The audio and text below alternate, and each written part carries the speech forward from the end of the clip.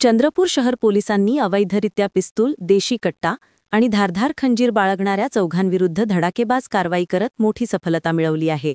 या कारवाईत पोलिसांनी एकूण 17,45,000 रुपयांचा शस्त्रसाठा जप्त केला आहे.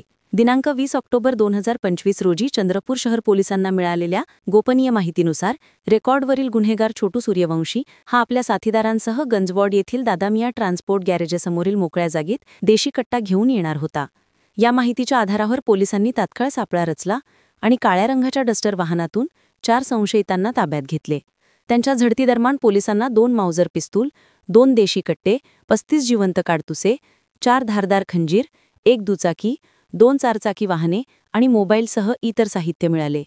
या प्रकरणी पोलीस स्टेशन चंद्रपूर शहरात भारतीय हत्यार कायदा कलम 3425 व भारतीय न्याय संहिता कलम 310(4) नुसार गुन्हा दाखल करण्यात आला आहे. जप्त करण्यात आलेली मालमत्ता आणि वाहनांचे एकूण मूल्य 16,45,000 रुपये आहे.